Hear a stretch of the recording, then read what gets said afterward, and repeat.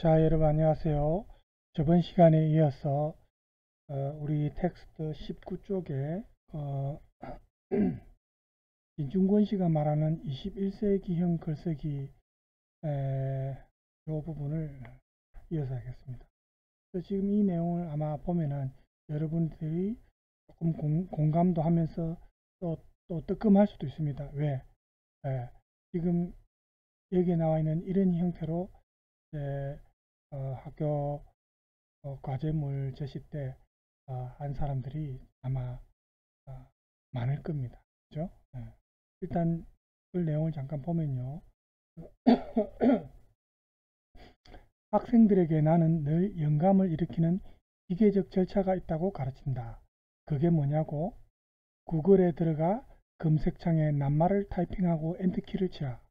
그러면 단지 그 낱말이 포함되어 있다는 단순한 이유에서 이제까지 생각지도 못했던 수많은 텍스트가 화면에 나타날 것이다. 바로 그것이 디지털 시대의 기계적 영감이다. 자, 이제 중요하기고요.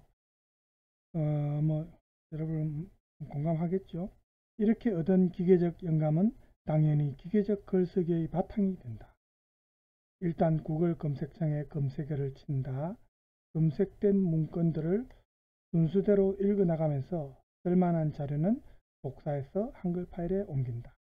이 작업이 끝나면 한글 파일에서 문건들을 읽어나가면서 불필요한 정보는 삭제하고 자기한테 필요한 부분만 남겨놓는다. 그렇게 남겨진 조각 정보들을 앞뒤로 바꾸거나 이리저리 결합시켜서 몽타주를 만든다. 이제 남은 것은 글을 매끄럽게 다듬는 일뿐이다. 너무 솔직하게 해버렸네요. 김중권 씨가 창조해서 검색으로 크로스라는 책에 48에서 49쪽 이렇게 지금 나왔습니다. 그래서 이 분이 강조한 거는 지금 여기 이제 텍스트에서 보면 영감을 일으키는 기계적 절차, 이것이 21세기형 글쓰기의 21세기형 글쓰기의 표본이 된다.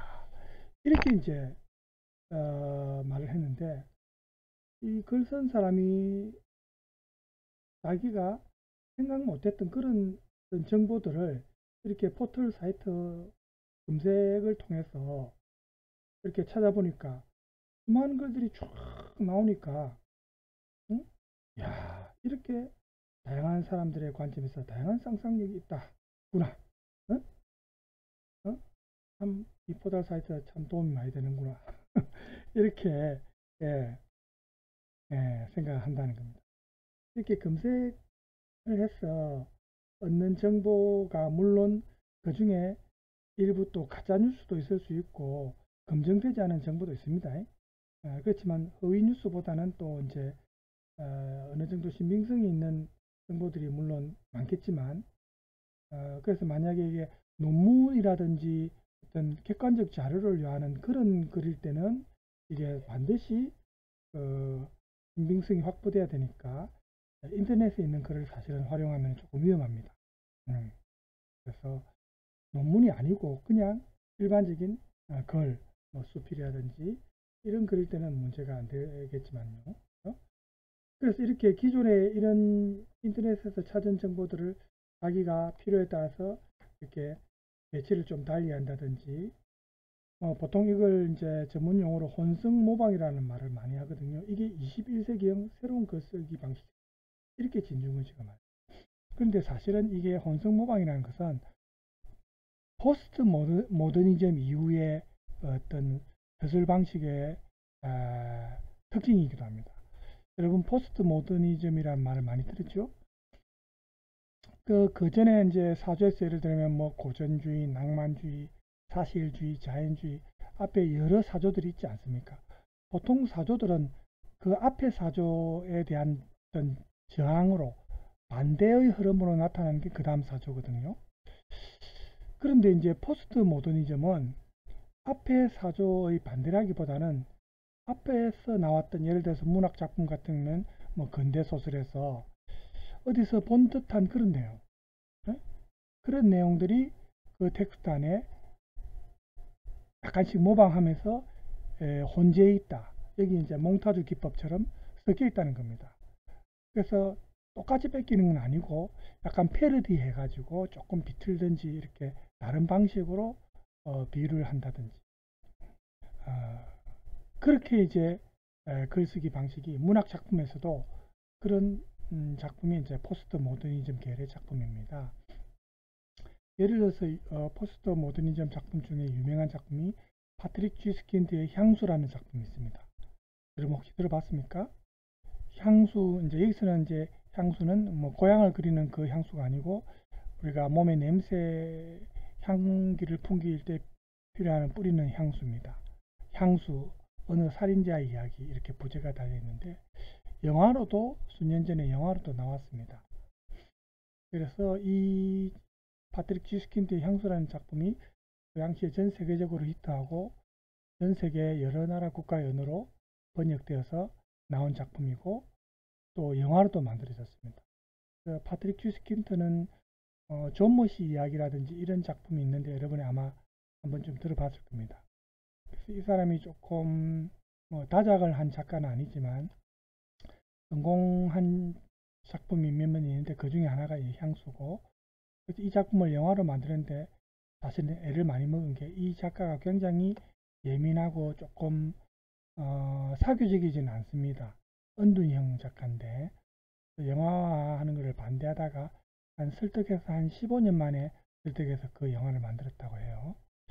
그 영화를 보면은 어디서 많이 본 듯한 그런 내용. 그게 보면은 이제 향수라는 작품에 보면 향수를 만들기 위해서 궁극적인 그 최고의 향수를 만들기 위해서 그 그르누이라는 남자 주인공이 많은 소녀들을 연쇄살인을 하거든요. 소녀들을 살해할 때마다 그 살해한 소녀한테 유지를 바른 기름 천을 덮어 씌워서 그 몸에 향을 그 유지로 이제 흡입합니다. 그래서 그걸 이제 긁어 모아서 이제 병에 담아서 하나씩 보관합니다. 나중에 이제 문학 작품에서는 24명인가 6명 정도 연쇄살인 하는데 영화에서는 아마 시간상의 제약도 있겠지만 감독이 14명인가 16명 정도로 추격했어요. 그러면 이제 연쇄살인 그게 이제 사람을 죽여서 흡입하는 건 장면들을 보면은 영화의 양들의 침묵 이런 게 생각나고요. 그 다음에 그르누이라는 그 주인공이 선천적으로 타고난 그 후각의 달인입니다. 태어날 때부터 후각이 굉장히 발달해 가지고 멀리 떨어진 사람의 향기까지도 맡을 수 있고, 글자를 이제 학교 교육을 제대로 못 받았지만 어떤 향기를 가지고 예를 들어서 나무 냄새를 맡고 그 나무의 연도, 나이라든지 나무의 어떤 종류도 알아맞춘다든지, 우유 냄새 맡으면 그 우유가 어떤 종류고 얼마나 오래되었고 뭐 이런 거 알 수 있고 그런 특징을 다 알아냅니다. 어떤 사람으로 치면 정체성에 해당되는 거죠. 그러니까 이런 게 이제 예를 들면 음악가 베토벤이 귀머거리가 되어서 청각이 완전히 청각을 상실한 이후에 오히려 위대한 작품들을 많이 썼죠. 그 다음에 그르누이가 그 문학 작품에 보면 이제 흉측한 몰골입니다. 약간 곱추고 그래서 사람들을 많이 혐오하고 정오심에 불타는 인물인데, 노틀담의 꼽주, 위고의 작품 중에 노틀담의 꼽주의 종치기가 또 생각이 난다든지, 정작 자신의 몸에는 이제 향이 없는데 몸체지가 없어요. 그런 의미는. 그 다음에 이제 보면은 나중에 이 사람이 연쇄살인 하다가 이제 결국은 잡혀서 연쇄살인 하면서 죄의식도 없습니다. 왜냐하면 오로지 자기 궁극적인 목표는 최고의 향수를 만들어서 모든 사람이 그 향수 때문에 자기한테 굴복하고 자기한테 이제 도취되도록 하는 게 목적이었거든요. 나중에 연쇄살인 하다가 꼬리가 길면 잡히지 않습니까? 그래서 이 사람이 나중에 결국 잡혀서 이제 사형대에 갑니다. 처형되기 직전에 이 사람이 자기가 만든 향수를 이제 조금 뿌립니다. 몸에. 그리고 수영장에 올라가서 또 단두대에서 이제 사행하기 전에 두근에 그 향수를 뿌려서 그 군중들이 예전에는 이제 수영할 때 군중들이 많이 모이지 않습니까? 그래가 뭐 돌팔매질도 하고 막 사형당한 사람을 조롱하고 비판하기 위해서 수많은 사람들이 모이는데 거기서 이 향수 냄새에 사람들이 도취되어서 저 사람은 살인할 사람이 아니다. 그럴 사람이 아니다. 오히려 도취되어서 사람들이 전부 그를 존중하고 또 그 향수에 도취되어서 거기서 사람들이 뒤섞여서 선교, 난교, 선교 파티까지 일어날 정도인데 이런 게 이제 보면은 과거 이제 그리스 신화에서도 나오는 디오니소스신, 그죠? 술의 신, 환락의 신 디오니소스 축제라든지 또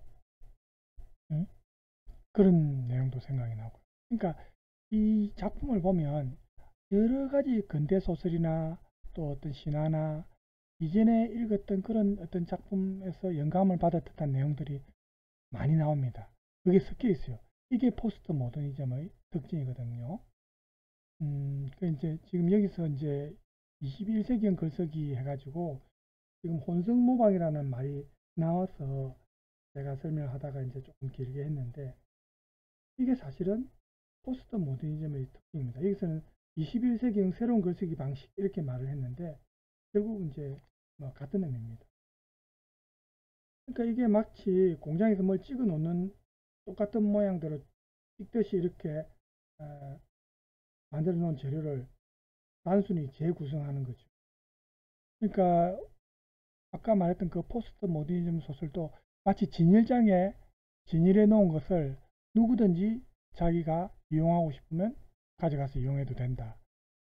이런 식으로 우리가 생각하는 겁니다. 좀 패러디를 하고. 그럼 그것도 하나의 작가로서 재창조로 본다는 게 이제 포스트 모더니즘 소설의 특징이거든요. 인정해주고 그대로 그 대신에 뺏기면 안 되고 이제 패러디 한다든지 변형을 하고 재배치하고 자기 생각이 좀 들어가는 거죠.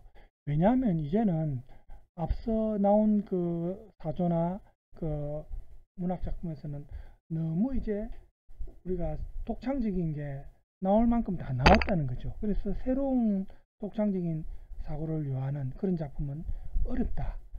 그런 어떤 인식에서 이제 나온 게 포스트 모더니즘이기 때문에 그걸 허용한다는 겁니다. 그래서 이제 지금 진중권 씨가 말한 이런 원성모방도 이제 그런 맥락에서 우리가 이해를 할 수 있고요. 그래서 사실은 우리가 이 글이 그 사람 자신이다 이렇게 우리가 고전적인 어떤 사고방식으로 이제 다시 돌아가면은 이 진중권 씨가 자기 저서 놀이와 예술 그리고 상상력이 나오죠.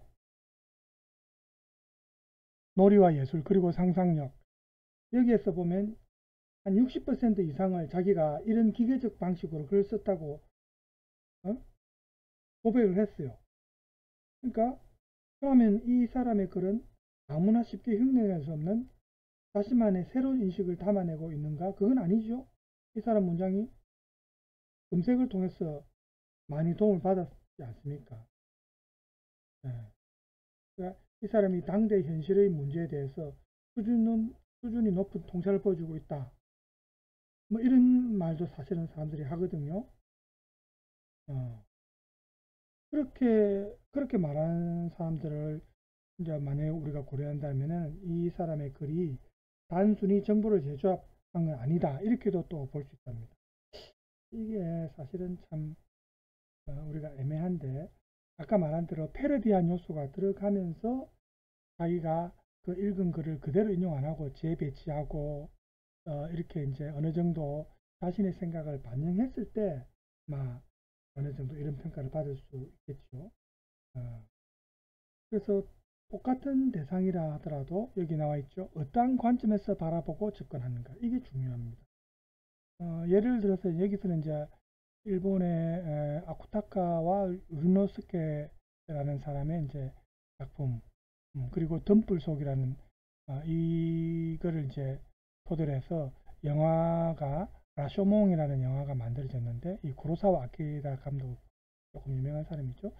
이 라쇼몽이라는 영화에서 보면 이 사무라이의 죽음을 두고 재판정에서 이제 도둑인 이 다조마루, 그 다음에 사무라이 아내, 또 나무꾼, 또 사무라이 영혼, 이렇게 정언이 각각 다릅니다. 똑같은 사건인데도 관점이 다르다는 거죠. 또 우리나라 영화에서도 홍상수 감독의 오수정이라는 2000년도 영화인데, 여기에서도 보면은 그 등장인물들의 기억이 각 개인의 욕망에 따라서 혹은 그 개인의 상황에 따라서 달라진다는 것을 이 영화를 통해서 우리가 알 수가 있습니다. 그러니까 관점에 따라서 그 기억이 달라진다는 거죠. 이렇게 글쓰기에서도 그 글쓴 주체의 관점에 따라서 논의 방향이 달라질 수 있다는 겁니다. 그래서 공적인 여론과는 조금 차별성을 지닌 그런 글쓴이, 나라는 이 글쓴이의 독자적인 관점을 어떻게 확보하는가, 이게 글쓰기에서 가장 중요한 문제라는 거죠. 주제의 독창성 혹은 뭐 소재의 참신성, 이런 방법적인 측면도 물론 중요하지만 글쓰기의 가장 근본에 해당하는 이제 질문이 글은 바로 그 사람 자신이라는 말, 여기에 이제 우리가 초점을 맞출 때 방금 말한 이런 내용을 생각할 수 있습니다. 그래서 우리가 이제 텍스트에서 보면 학생의 글을 지금 사례로 지금 보여주고 있는데 한번 볼까요? 여기 이제 학생의 글 중에 지금 밑에 요 글입니다. 요 글을 보면은 한번 읽어볼까요? 구단들이 일본의 스프링 캠프를 차리는 이유는 첫째, 일본 프로야구 팀들과 시범 경기를 할 수 있다는 점이다. 일본 프로야구 팀들은 우리 야구팀들보다 한 단계 높은 실력을 갖췄다. 그래서 우리 야구팀이 이들과 시범 경기를 하게 되면 우리 팀의 약점을 확인하는 데 큰 도움을 주며, 또한 그들의 플레이를 보면서 그들의 플레이를 배울 수 있다. 둘째, 시설이 잘 되어 있다는 점이다. 일본에 있는 스프링 캠프 시설은 메인 야구장과 연습구장이 붙어 있다. 또한 이들 야구장 근처에는 실내 체육관이 있다. 이러한 점은 선수들이 훈련을 할 때 이동 시간을 줄여주기 때문에 선수들이 효과적으로 훈련하는 데 도움이 된다. 이렇게 이제 학생의 글입니다.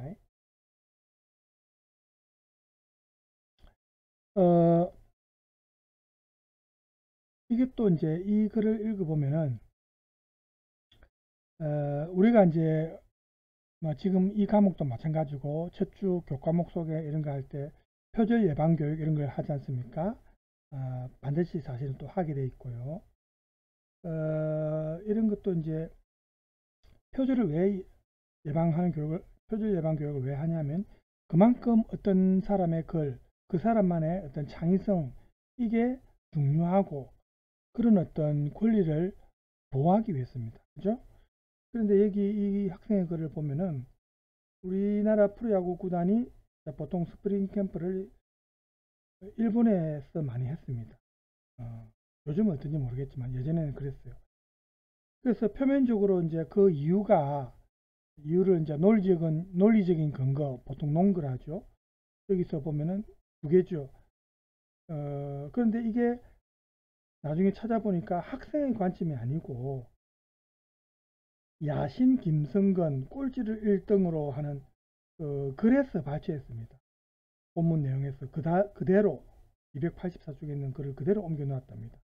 그래서 이 학생의 글이 논거로 내세운 게 자기 주장이 아니고 알고 보니까 자기가 찾은 정보를 단순히 조합한 겁니다. 네? 그죠? 그리고 시범 경기를 통해 경기력을 향상시킬 수 있는 여건과 훈련의 효율성을 높여준다. 시설이. 이거는 또 이미 잘 알려져 있는 내용이고요. 그 다음에 검색해서 이제 정보를 찾다 보면 정보도 너무 많으니까 이제 다양한데 질적으로 차이가 있습니다. 만약에 인터넷 검색과 문헌 조사를 좀 더 깊이 있게 진행했으면 또 다른 결과를 얻었을 수 있습니다. 그래서 여기서 보면 결론을 뒷받침하는 전제 조건이 예를 들어서 전지훈련, 이제 예를 들어서 다루지 않았지만 전지훈련 경비의 문제, 멀리 외국으로 미국이나 멀리 가면은 경비가 많이 들지 않습니까? 그러니까 가까운 일본은 경비가 적게 들거든요. 이런 경비의 문제나 또 감독이 예를 들어서 김성근이 하신 일본 프로야구에서 감독으로도 있었고 코치로도 있었지 않습니까? 감독의 연고주의나 또 뭐 이런 거, 그 기후나 풍토도 우리 한국과 일본이 좀 비슷하니까 이런 좀 상식적인 논의를 넘어서서 조금 더 독창적인 창의적인 자기 생각이 있었다면은 더 좋은 글이 될 수 있다는 겁니다. 그래서 이런 이제 방금 이 학생의 글은 이런 점에서 이제 지적을 받을 수 있다는 거고요. 하나만 더 또 여기서 사례가 있어서 우리가 보겠습니다. 이거는 이제 여성성과 관련된 페미니즘과 관련된 글인데 자 봅시다. 21세기 현대사의 흐름은 남성성이 많이 강조되었던 예전에 비해 다시 여성성이 차지하는 비중이 점점 커지고 있다고 할 수 있다. 일단 이 부분도 조금 보면은 너무 단언적이죠. 어떤 근거 제시가 없습니다. 그죠? 그냥 여성성의 비중이 커지고 있다 이렇게 하는데, 자, 계속 읽어봅시다. 현대에 접어들면서 과거 사회가 가지고 있었던 기존의 가치관은 사회 전반적으로 현대의 흐름에 발맞추어 변화했고, 그에 따라 많은 비중을 차지하지 않았던 여성성이 그 가치를 인정받고 있다.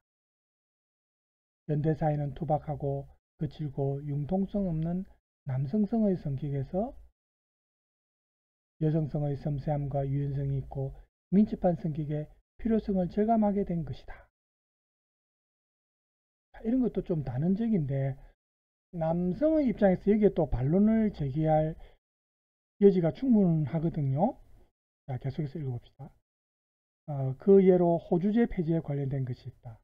물론 호주제는 사회적으로 다른 많은 문제들을 불러일으키지만 근대와 현대에 걸쳐 주목받고 있는 양성평등과 관련해 많은 문제를 발생시킬 수 있다. 과거에 남성성이 강조되었던 가치관이 현재 양성평등의 가치관으로 변화하면서 호주제는 그 존재가 문제가 되었고, 얼마 전까지만 해도 사회적 이슈가 되었다가 결국 2008년 1월 1일부터 폐지가 되는 것으로 결정이 되었다. 또 다른 예로는 요즘 한창 붐을 일으키고 있는 웰빙과 관련된 것이다. 웰빙은 물질적 가치나 명예를 얻기보다는 신체와 정신이 건강한 삶을 추구하는 것이다. 여유, 자연 친화, 안정, 행복 등이 웰빙의 키워드라고 할 수 있다. 이것은 여성성의 부드럽고 섬세하고 포근한 성격과 맞물리는 것으로 현대사에서 점점 그 비중이 높아져가는 여성성의 발달과 연결시킬 수 있는 부분이다. 웰빙을 여성성과 바로 연결시키는데 논거가 좀 없습니다. 만약에 남자의 입장에서는 이게 여기에 대해서 또 그렇지 않다라고 반론을 충분히 제기할 수 있거든요. 논거가 왜 그런지 이유 설명이 지금 없는 상황에서 일방적인 조금 그런 지금 의견 제시라고 볼 수 있는데, 물론 이 글은 앞서 나온 야구 캠프와 관련해서 얘기하면은 자신의 목소리는 분명하죠. 이 글은 자신의 목소리는 분명한데 너무 자기 자신의 어떤 관점에만 지금 매몰되어서 아까 말했다시피 논리적인 어떤 근거 설명이 좀 부족하기 때문에 일방적이죠. 좀 독단으로 흐르기 쉽다. 이런 느낌을 우리가 받을 수 있다는 겁니다.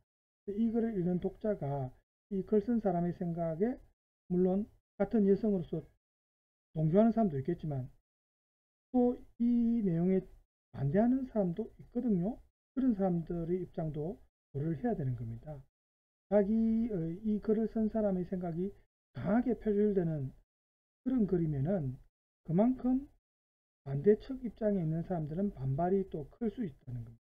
그래서 글 쓴 사람이 사실에 근거해서 자기의 주장이 좀 설득력이 있도록, 정당화될 수 있도록 어떤 근거를 들어서 이 글을 읽는 사람을 설득을 해야 되는데, 여기 이 글에서 보면은 현대사회가 투박하고 거칠고 융통성 없는 남성성 중심에서 섬세함과 유연성이 있고 민첩한 여성성으로 변화하고 있다.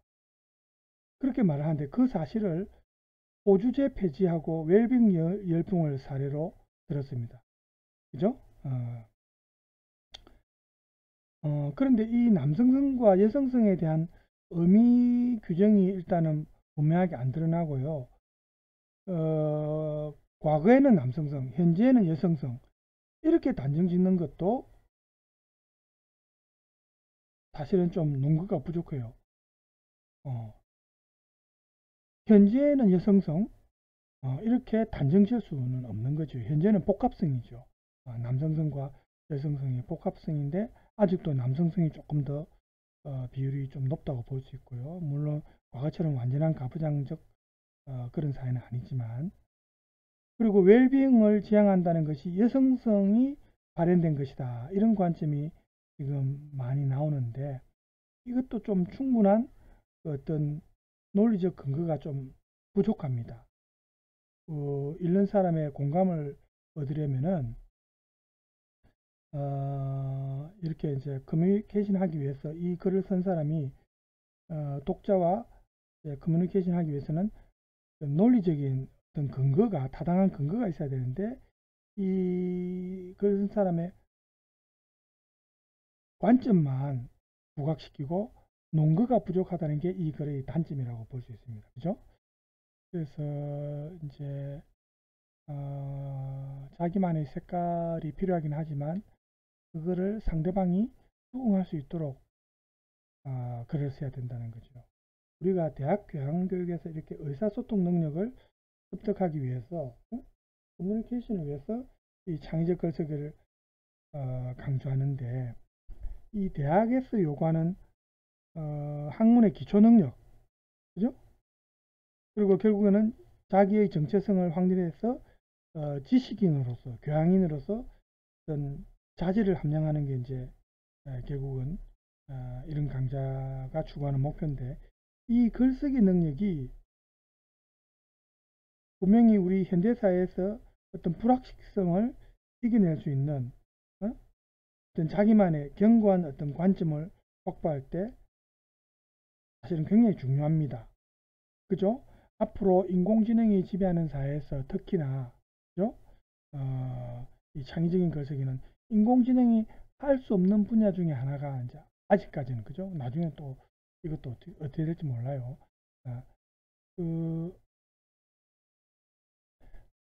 여기서 제가 준비한 동영상 잠깐 보겠습니다. 창의력을 높이는 4가지 테크닉이라고 있는데, 짧은 영상이라서 준비했는데 한번 볼까요? 꽤 자주 창의력을 요구받는다. 클라이언트나 회사는 우리로부터 더 창의적이고 혁신적인 결과물, 디자인, 프로세스 등을 요구하지만 그들을 만족시킬 창의적인 아이디어는 뚝딱 나오지 않는다. 게다가 이따금 우리 주변에 괴짜라고 인식되었던 사람이 창의적인 결과물로 큰 성과를 거두는 모습을 보면 우리는 내심 이렇게 생각한다. 창의성은 천재의 전유물이다 라고 말이다. 얼핏 생각하면 그 말은 틀리지 않은 것처럼 보인다. 획기적인 아이디어로 애플을 살린 스티브 잡스나 뛰어난 발명품으로 사람들을 놀라게 한 레오나르도 다빈치 또한 창의력이 높은 천재들이었기 때문이다. 하지만 정작 그들이 말하는 창의력은 우리의 생각과는 뭔가 달라 보인다. 그들은 창의성이 천재들의 전유물이 아니며 일반적인 사람들도 충분히 키울 수 있는 능력이라고 말한다. 어떻게 해야 창의력을 효과적으로 키울 수 있을까? 인지니어스의 저자이자 스탠퍼드 대학교의 교수인 티나 실리그는 스탠퍼드 대학교의 인재 양성소 디스쿨이 창의력을 키우기 위해 실시하는 한 가지 활동을 소개했다. 그것은 바로 관찰이다. 우리를 둘러싼 세상에는 실제로 많은 아이디어와 정보가 존재하지만 물고기가 물을 인지하지 못하듯 우리도 주위 환경 속에서 우리 예상 너머의 정보를 인지하고 뽑아내는데 서투르다. 실제로 디스쿨에 다니는 학생은 올바른 관찰을 배우기 위해 약 10주 이상을 보내며 이러한 관찰 활동은 실제로 그들의 시야를 넓혀주어 창의적인 아이디어를 내는데 매우 큰 도움이 되었다. 그렇죠. 사실은 이게 중요한 게 우리가 일반적으로 뭐 당연하다든지 그죠? 어떤 타성에 젖어서 관습적으로 생각하는 게 주의 깊게 관찰하게 안 하죠. 왜? 생소하거나 낯선 느낌이 전혀 안 들고 그죠? 익숙하니까. 근데 이걸 좀 더 다른 시각에서 낯선 관점에서 관찰한다든지 이렇게 하면은 또 새로운 어떤 그 발견이 이루어진다는 겁니다. 그래서 이렇게 관찰하는 게 그만큼 중요하다는 건데 창의적인 발상에서도 중요한 역할을 한다는 거죠. 티나 실리그는 4가지 테크닉을 사용해 일상 속에서 관찰을 집중적으로 연습할 수 있다고 말한다. 먼저, 한 가지 물체에 관심을 가져야 한다. 관심 없는 관찰은 관찰 자체를 지루하게 만들며 세심한 관찰의 시작은 물체에 대한 열렬한 관심으로 시작된다. 이러한 관찰 대상은 자신의 주위에 있는 물건, 자신의 관심 분야에 관련 있는 대상, 그리고 자신이 자주 들르는 장소를 정하는 것이 좋다. 두 번째는 관찰 체크리스트를 만드는 것이다. 질문 리스트를 미리 만들어 놓음으로써 아무런 기준 없이 너무나 많은 정보를 얻는 것을 방지하고 획득한 정보를 깔끔하게 정리할 수 있다. 예를 들어 만약 카페를 골랐으면 들어가기 전 카페 정문에 새겨진 이름은 얼마나 큰가? 서체는 무엇인가? 카페에 들어가고 싶은 느낌이 드는가? 이유는? 환경, 상점은 어떤 색깔을 주로 사용하는가? 바닥은 나무인가? 콘크리트인가? 천장에는 무엇이 달려있는가? 상점의 밝기는 어느 정도 되는가? 음악이 당신의 활동에 방해가 되는가? 손님은 주로 어떤 커피를 시키는가? 나이대는? 주된 스타일은? 아이를 데리고 오는가? 아이는 몇 살인가? 세 번째로 관찰을 통해 얻은 정보를 표현할 방법을 익힌다. 관찰 활동을 하는 것은 좋지만 관찰 활동만으로는 창의력을 높이기 쉽지 않다. 이는 단순히 자세한 정보를 얻은 것일 뿐 우리가 이를 응용해 창의력을 사용한 것이 아니기 때문이다. 그러므로 자신의 관찰 내용을 효과적으로 기록할 수 있는 여러 가지 테크닉을 익혀 보고 들은 것을 자신만의 방식으로 표현해야 한다. 방금 이 부분이 이제 우리가 지금 필요로 하는 부분이죠. 관찰한 내용을 자신만의 방식으로 표현해야 한다. 어떻게 말로 표현하느냐 혹은 글로 표현하느냐. 그죠? 글로 표현하는 게 제일 좋죠. 왜냐하면 기록으로 남으니까. 그죠? 마지막으로 새로운 시선으로 관찰하는 것을 두려워하지 않는다. 자신의 체크리스트를 계속 갱신하거나 다른 사람들은 같은 대상을 어떻게 관찰하는지 참고한다. 실제로 컨설팅 기업 아이디오는 한 병원의 사용자 경험을 개선시키기 위해 환자의 입장에서 병원을 바라보는 프로젝트를 진행하였다. 이는 병원 관계자가 알지 못하는 환자의 불편함을 적나라하게 보여주었고 병원은 이를 바탕으로 성공적으로 서비스를 개선할 수 있었다. 창의력은 절대 무에서 유를 창조하는 것이 아니다. 남들이 보지 못하는 것을 보고 남들이 봐왔지만 무시했던 것들을 재해석할 수 있는 사람이 바로 현대 사회가 원하는 창의적인 인재의 모습 중 하나일 것이다.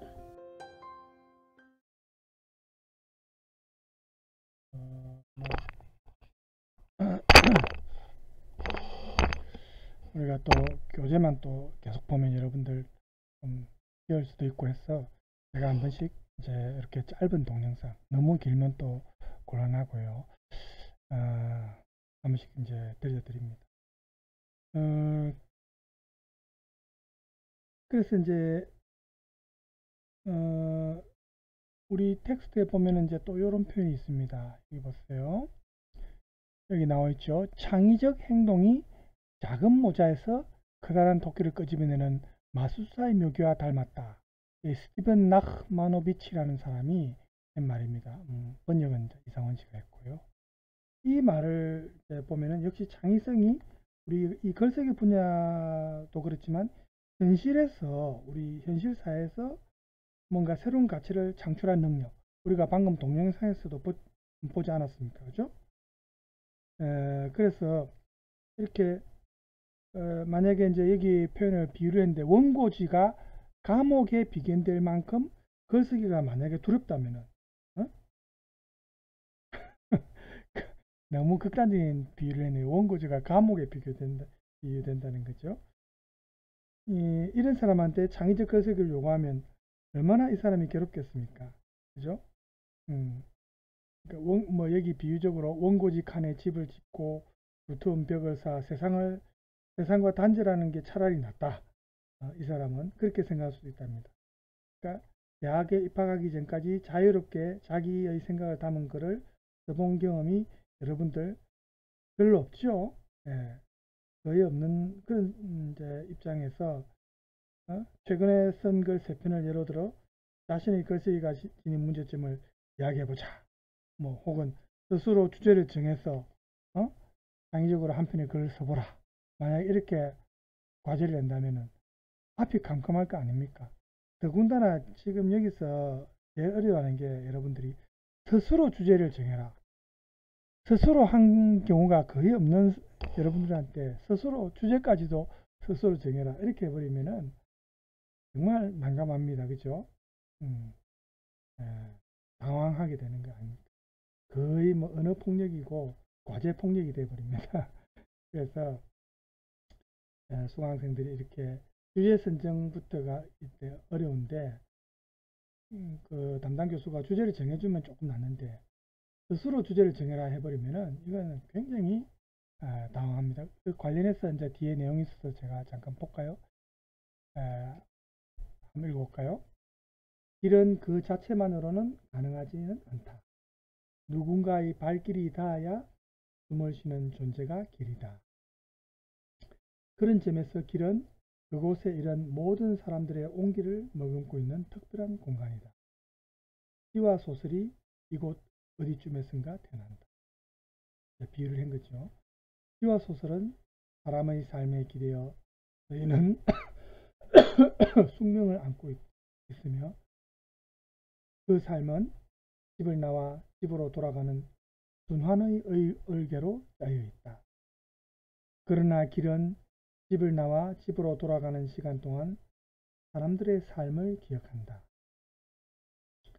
시와 소설 속에 노정되거나 응축된 길의 의미를 탐색하는 일은 그래서 의미가 많다. 늘 가던 길도 시를 떠올리면 그 길은 새로워진다. 늘 가던 길도 소설 속 인물의 삶을 떠올리면 그 길은 새로워진다.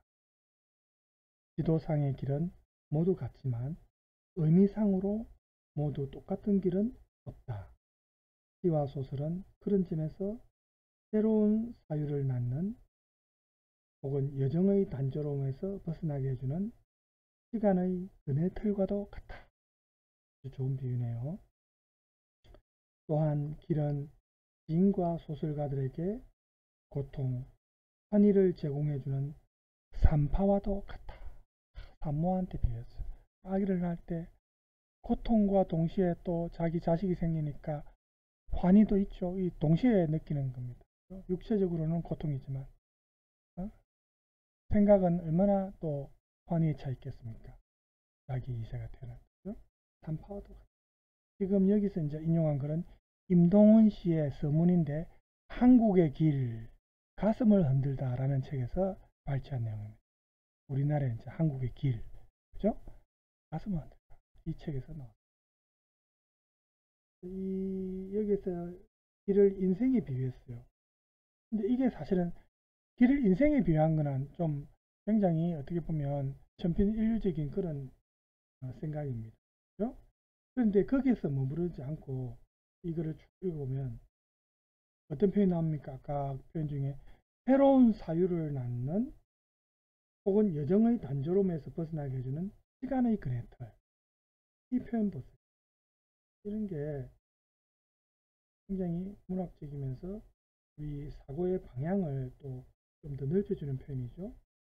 길이 이런 어떤 새로운 어떤 상징성을 이런 표현을 통해서 새로운 상징성을 갖게 됩니다. 이렇게 이제 새로운 소재를 발굴해서 글을 쓰는 것도 의미가 있지만 이렇게 이제 우리 이 인용문처럼 글이라는 것은 익숙한 소재거든요. 그런데 글쓰기의 관점에 따라서 이렇게 상상력이 확장될 수 있다는 겁니다. 새로운 의미를 가질 수 있다는 겁니다. 또 새로운 소재를 발굴하는 것도 어렵지만 새로운 주제를 선정하는 것이 굉장히 어렵죠. 그래서 우리 학생들이 어떤 주제에 대해서 글 한 편을 써라 이렇게 요구를 이제 과제를 받으면 주로 이제 여러분들 같은 경우에 너무 진지한 주제를 찾는 경우가 많아요. 좀 있어 보여야 되니까, 그죠? 그래서 사실은 조금 소박하게 자기가 충분히 글로서 소화할 수 있는 그런 주제를 선택해야 되는데 조금 너무 진지하거나 무거운 그런 주제를 선택할 수도 있습니다. 그래서 오히려 교수님이 주제를 정해주면 좋은데 자기한테 학생들한테 이름해 버리면 주제도 학생들이 정해라 이렇게 하면은 제일 어렵습니다. 사실은 그죠? 이 창의적인 관점이라는 것은 아까도 얘기했지만 어떤 똑같은 대상이라 하더라도 새로운 접근, 새로운 관점에서 접근하는 것이 중요하죠. 우리 인생에서 어떤 본질적인 문제를 이제 주제로 해서 이제 글을 쓴다 하더라도 그 주제에 대한 새로운 고찰, 새로운 시각, 아까 인용문에서 나온 길처럼 좀 주제가 많이 다뤄진 주제 아닙니까? 그렇지만 새로운 어떤 시각으로 드는 자세가 필요하다는 거죠. 예를 들면은 우리 이제 텍스트에도 나오지만은 어디입니까? 여기에요. 자유와 평등, 인권, 그죠? 이런 뭐 이제 사실은 주제는 좀 보편적인 우리 인류가 추구하는 보편적 가치인데 이러한 가치들이 사실은 사람에 따라서 서로 상대적이니까 적용될 때 서로 모순되거나 양립 뭡니까 서로 반대될 수도 있습니다. 예를 들어서 한 사람의 자유를 보장하는 것이 또 다른 사람한테는 그 사람의 자유를 침해할 수가 있고 또 평등이나 인권도 이걸 최대한으로 보장하면은 또 다른 사람의 자유가 침해될 수 있다든지 이런 문제가 있다는 겁니다. 표현의 자유나 양심의 자유 뭐 이런 걸 둘러싸고 사회적으로 논란이 많은 이유가 이런 자유의 보장이 평등의 원칙에 어긋나거나 타인의 인권을 침해할 수도 있기 때문에 그래서 이 자유와 평등, 뭐 인권을 어느 선까지 보장해야 하는가, 어디까지 해야 하는가 이게 굉장히 쉽지 않은 문제라는 거죠. 그래서 과거에도 그랬지만 지금도 그 한계, 그 선을 정하는 문제를 둘러싸고 많은 것으로 대입되는 주장이 있고 어떤 때는 이게 굉장히 중요한 문제일 때는 사회적 합의 과정도 필요하고 뭐 그렇죠. 그 우리 문재인 정권 이제 물러나고 문재인 전 대통령이 양산 사죄에 있었을 때 그 수많은 유튜버들이 주로 이제 돈을 받고 사죄에 의해 사죄를 받고 그렇겠지만 그 밤새도록 고성방가하고 폭력적으로 또 행동한 사람도 있고 떠들어서 그 양산 주변 다른 주민들까지 얼마나 밤잠을 설치고 피해를 많이 봤습니까? 문재인 대통령 사모님하고 부부는 당연하고요. 그런 양심 없는 사람들이 참 문제입니다. 유튜버들은 돈만 벌면 잘하는 이런 생각을 가진 사람들이 많아요. 특히 극우주의적 성향 유튜버들. 누가 사주했는지는 뭐 우리가 생각할 수 있겠죠. 이런 게 참 문제가 많습니다. 그죠? 그러니까 이제 윤석열 씨가 그때 한마디 하고 이제 뭐 그걸 그렇게 해서 안 된다 이렇게 하고 나서는 다 물러갔지 않습니까? 지금 물러갔다고 들었는데 그런 거 보면은 참 정치적인 문제니까 제가 깊이 얘기하기는 싫고 어쨌든 표현의 자유나 양심의 자유도 이런 게 상대방한테는 또 인권 침해 요소도 될 수 있기 때문에 이제 어느 정도까지 허용돼야 되고 어떤 합의 과정, 사회적 합의 과정이 필요한 경우가 있다는 겁니다. 그리고 그래서 이제 우리가 아까 말했던 인용문에서 나온 길처럼 익숙한 주제를 해도 지금까지 많은 사람들이 인식했던 어떤 관습적인 인식에서 탈피해 가지고 창의적인 글을 쓸 수가 있다는 거죠. 물론 창의성이 쉽게 얻어지는 건 아닙니다. 이를 가능하게 하는 것은 저번에도 얘기했지만 생각을 많이 해야 되고 또 독서를 많이 해야 됩니다. 또 다양한 경험도 필요합니다. 그죠? 다양한 독서가 사실은 필요해요. 우리가 간접적 경험을 위해서는. 그죠? 모든 걸 자기가 직접 경험할 수는 없지 않습니까? 그죠? 여러분들이 사실은 입시 위주의 공부를 쭉 해오다 보니까 그런 기회가 없었는데 대학에 들어와서 사회 나가기 전까지만이라도 여러분들이 시간이 날 때 틈틈이 고전 읽기라든지 다양한 독서를 통해서 좀 생각의 폭을 넓혔으면 하는 바람입니다. 이런 과목을 듣고 여러분이 글쓰기 연습을 할 때도 그게 상당히 도움이 되거든요. 그런 부분이. 그래서 창의성이라는 게 단순하게 그냥 기발한 생각만 말하는 건 아니죠. 기존에 익숙했던 사물도 그 사물의 어떤 새로운 특성을 밝혀내는 어떤 관점, 재인식하는 그런 어떤 사고방식이 필요하다는 겁니다. 그래서 이런 창의성의 범죄는 뭐 많은 게 있지만 예를 들어서 이해하는 능력, 사물을 이해하는 능력, 또 조금 분리해서 생각해 볼 수 있는 능력, 아까 관찰도 마찬가지죠. 동영상에서 관찰하는 능력입니다. 또 이제 여태까지 많은 사람들이 생각했던 어떤 관습적인 구시대적인 그런 사고방식을 탈피할 수 있는 능력, 두려움을 극복할 수 있는 능력, 또 끈기, 인내력, 이런 게 다 필요하다는 겁니다. 그래서 창의력이 뛰어난 사람은 사실은 방금 말했던 그러한 능력들이 발휘될 때 이제 후각을 나타내거든요. 그래서 일상생활에서도 그렇지만 글 쓸 때도 마찬가지입니다. 정해진 형식과 정해진 구조 안에서도 창의적 상상력을 발휘할 수 있어야 되죠. 그래서 여기에서 가장 글쓰기 할 때 창의적 글쓰기에 방해되는 게 여러분 뭡니까? 가장 방해되는 게 고정관념, 선입견입니다. 그죠? 우리 텍스트에도 나오죠? 여기 나오죠? 창의적 글쓰기를 방해하는 요소 가운데 고정관념, 선입견, 보통 스테레오타입화된, 그죠? 그런 특정한 대상에 대해서 자기가 실제 경험 안 했는데도 미리부터 어디서 들어가지고 좀 부정확하게 알고 있는데도 이게 하나의 고정관념처럼 자기 머리에 박혀 있는 겁니다. 선입견으로. 그래서 이런 게 이제 이런 데서 벗어나야 되죠. 그래서 물론 스스로 판단하기 전에 미리 마음속에서 이렇게 형성되어 있는 선입견들이 많이 지배하니까 이 선입견이 창의적 사고를 이렇게 방해를 많이 하는데 그 때문에 이제 창의성을 함양하기 위해서는 경계를 넘나드는 우리가 뭐 국가도 트랜스내셔널하다 뭐 요즘에 토국가적인 그런 지구촌 시대에 살고 있는데 생각도 마찬가지입니다. 경계를 넘나드는 그런 자유로운 사고, 상상력을 좀 더 확장해야 되고, 그죠? 우리가 저번 시간 수업 뭐 뉴질랜드 예를 들어서 어릴 때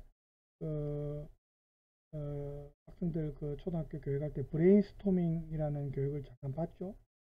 그런 어떤 사고방식이라든지 기존의 관점을 좀 달리해서 뒤집어서 생각하는 전복적 글쓰기라고도 뭐 하지 않습니까? 그죠?